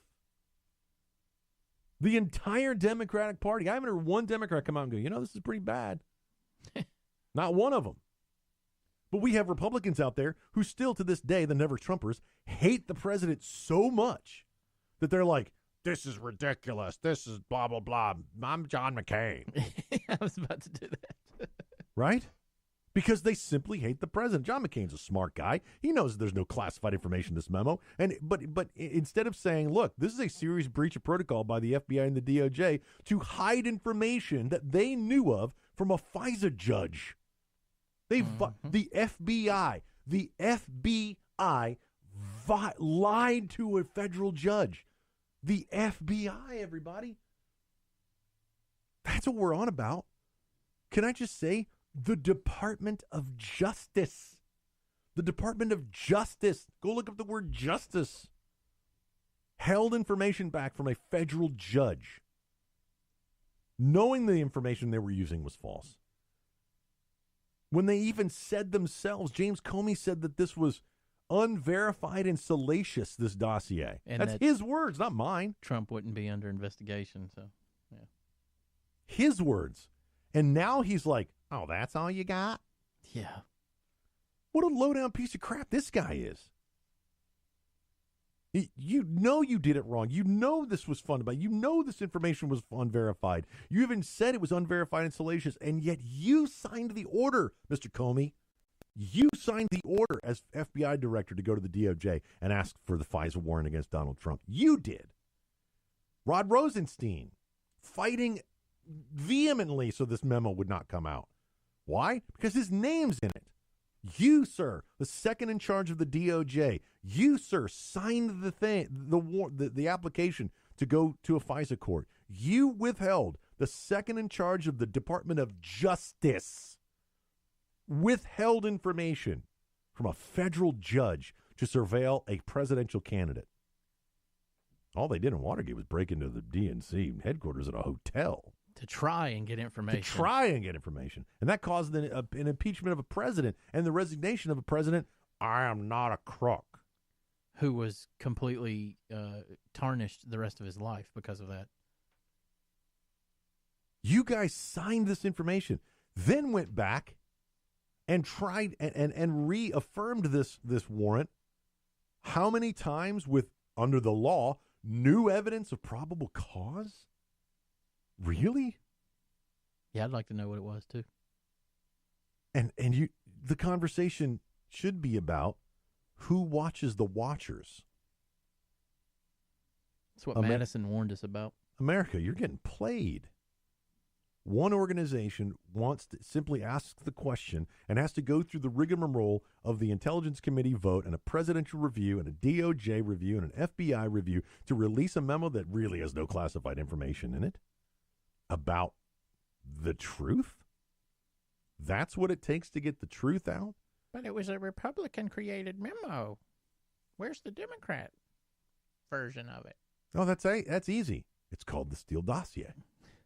Paid for by the DNC. They're going to release their own set of memos, too, the Democrats. Do you think they'll go through the process or just leak it to MSNBC? I don't think it'll get approved to be released, so they'll end up leaking it. Right, exactly. And they'll go, well, the majority, blah, blah, blah, blah, blah, blah, blah. According to Trey Gowdy, quote, it's important for the American people to know if the dossier was paid, if the dossier was paid for by another candidate. Quote, used in court pleadings, vetted before it was used, vetted after it was used, and whether all relevant facts are shared with the tribunal approving the FISA application, end quote. And the answer to that is none of that happened. Right. You lied. You got caught. Thank you, Devin Nunes, for having the balls to put this stuff out. This is what the American people send representatives to Congress for. They're supposed to be the civilian oversight, and they're the ones lying to you. Shifty Schiff? How do you look in the mirror, man? How in the world do these people sleep at night? They are the biggest liars, and now they've been caught.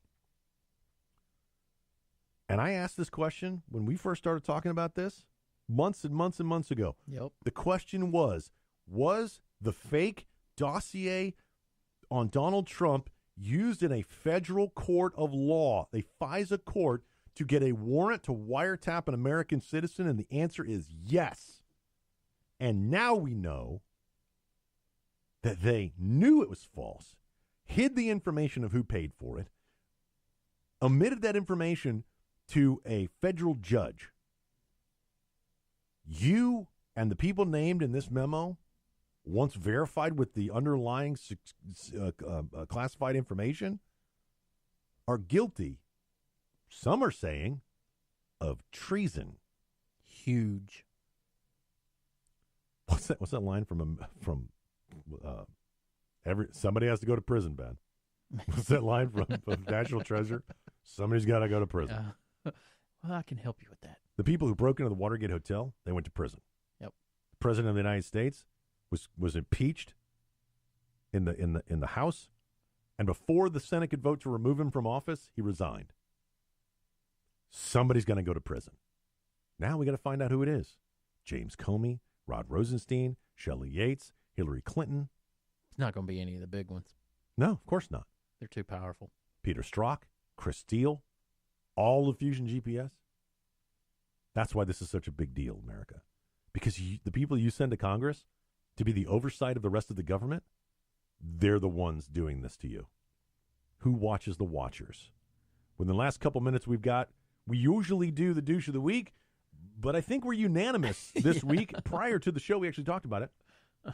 We would like to congratulate the entire Democratic caucus for being the douche of the week. Yes, indeed. For not standing up for the flag, veterans, low unemployment, African-American unemployment, veteran unemployment, female unemployment, the kid who puts flags on American graves, the North Korean defector, the family of the two victims of MS-13, I almost said MSNBC, because we're all victims of MSNBC, the North Korean dissident, they stood up for nothing. Nope.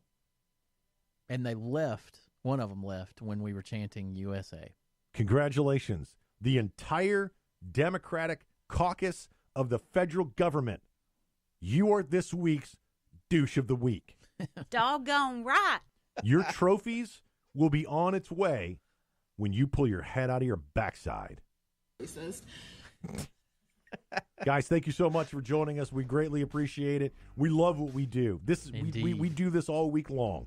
We literally this afternoon will be texting each other planning for next week's show. So we need you to help us share it and build and grow this show. Really the only show you need to listen to on the weekends to wrap up what's going on in the week from a perspective of common sense. Thank you, Mr. Producer, for coming in. Not being late.